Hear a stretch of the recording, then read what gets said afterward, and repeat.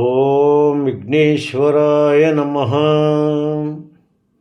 ఓం సాయి శ్రీ సాయి జయ జయ సాయి.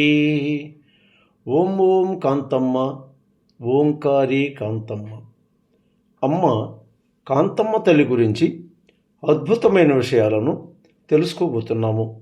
మొదటిసారిగా ఈ వీడియో చూస్తున్న ప్రతి ఒక్కరూ సబ్స్క్రైబ్ చేసుకోండి, లైక్ చేసి షేర్ చేయండి. ప్రతి ఒక్కరూ భక్తి బంధువులు కండి అమ్మ ఒడిని చేరుకోండి. ప్రక్కనున్న బెల్ సింబల్ని నొక్కండి. మొదలు పెట్టుకుందామా? ఈ తతంగమంతా వెంకటయ్య నోరు మెదపకుండా చూస్తున్నాడు.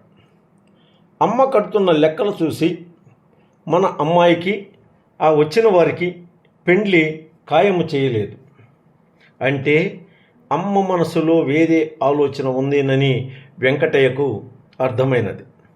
తరువాత ఒక రోజున రమణమ్మ వెంకటయ్య డేగపొడికి పోయి కాంతమ్మ తల్లి ఆశీస్సులు పొందినారు. అమ్మ వారితో మంచిగా జరుగుతుందిలే అన్నారు. కోడూరుపాడు సంబంధము మా సుమతికి మాకు అన్ని విధములా నచ్చినది. అమ్మ కరుణించినది. సుమతి పెండ్లి మా స్థాయికి తగ్గట్టుగా జరిపించాము. ఆ అమ్మాయి ఆ రోజు అంగన్వాడీ టీచర్గా పనిచేస్తుంది. మా అల్లుడు సోమిరెడ్డి చంద్రమోహన్ రెడ్డి గారితో ఉంటారు. రాజకీయముగా తిరుగుతుంటారు.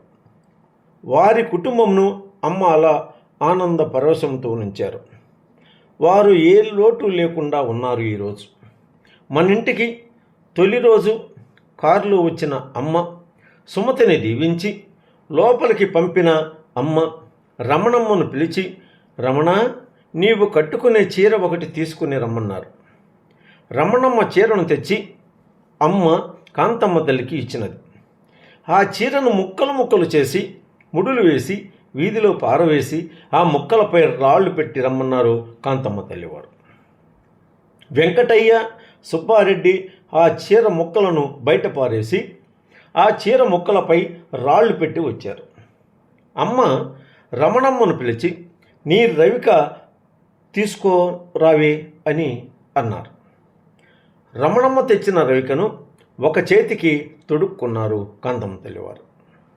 కొద్దిసేపు అలా ఉంచుకుని మిగిలిన రవికను తీసి తేరి పార చూసినారు.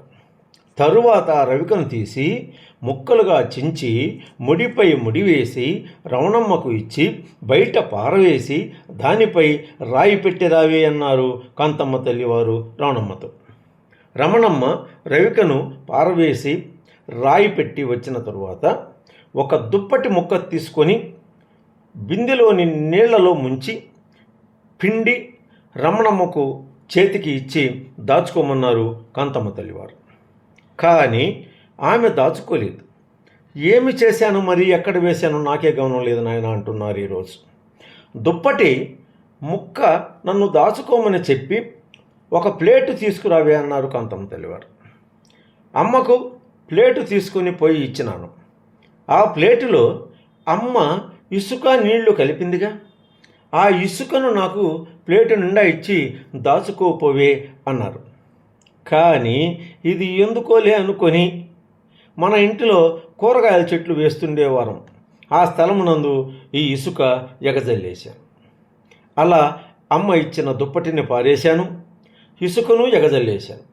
అమ్మ ఇచ్చిన ఇసుకను చల్లిన స్థలంలో మామూలుగా కూరగాయల చెట్లు వేసేవారము ప్రతి సంవత్సరం. ఆ సంవత్సరము కూడా కూరగాయల చెట్లు అదే స్థలంలో వేశాము. కూరగాయల చెట్లు అలివి కాకుండా కాసినవి. బెండ వంకాయ చెట్లు ఆకు కనిపించకుండా కాయలు కాసినవి. ఒక జామ చెట్టు అక్కడ పడి మొలిచినది. జామకాయలు ఎంతోమందికి ఇచ్చాము. ఒక దోస చెట్టు ఎట్లు మొలిచినదో తెలియదు.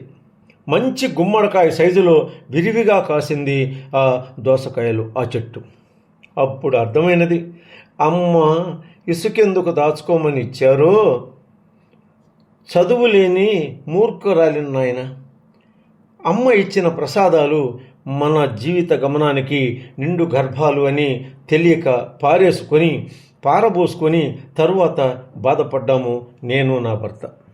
చేతులు కాలిన వాళ్ళు ఆకులు పట్టుకున్నట్లుగా నన్ను నేనే గుర్తుకు వచ్చినప్పుడల్లా, అమ్మ రూపము కనిపించినప్పుడల్లా తిట్టుకుంటూ బాధపడతాను.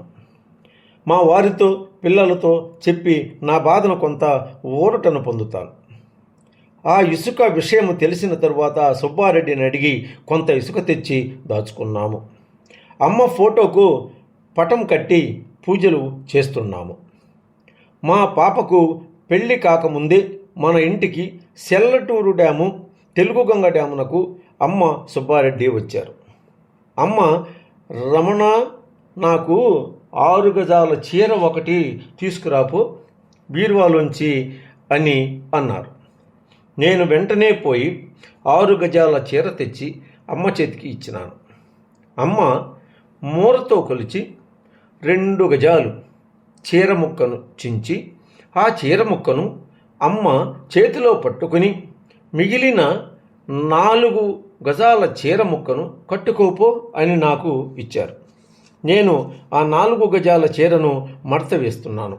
అమ్మ నన్ను పిలిచి, వద్దులే, నీవు కట్టుకోలేవులే, ఈ మగపిల్లలు తిడతారులే, వద్దులే అన్నారు. ఆ 4 గజాల చీరను మా పాపకి పొడుగు పావడ కుట్టించినాను. అలా అమ్మ చెప్పిన కొద్దీ రోజులకు మా అబ్బాయికి మా పెద్దబ్బాయికి సత్యవేడులో గవర్నమెంట్ డిగ్రీ కాలేజీలో లెక్చరర్గా జాయిన్ అయ్యారు. ఉద్యోగం వచ్చింది. మరలా అమ్మ నెల రోజులకు సుబ్బారెడ్డిని తీసుకొని మన ఇంటికి వచ్చింది. ఈసారి నన్ను పిలిచి, నీ బీరువాలో ఎర్ర చీరను, నల్లంచు ఉండే చీర మీ అమ్మగారు ఇచ్చారు కదా, అది తీసుకుని రాపోనని నన్ను ఇంటి లోపలికి పంపించినారు కాంతమ్మ తల్లివారు. ఓం ఓం కాంతమ్మ ఓంకారి కాంతమ్మ, ఓం ఓం కాంతమ్మ ఓంకారి కాంతమ్మ, ఓం ఓం కాంతమ్మ ఓంకారి కాంతమ్మ. వింటున్నారు కదూ అమ్మ లీలలు ఎలా ఉంటాయో, అమ్మ సుభాషితాలు. మరికొన్ని లీలలతో మరి ముందు ఎపిసోడ్లో వస్తాను. మరువరకదు మీ భాస్కరుడను.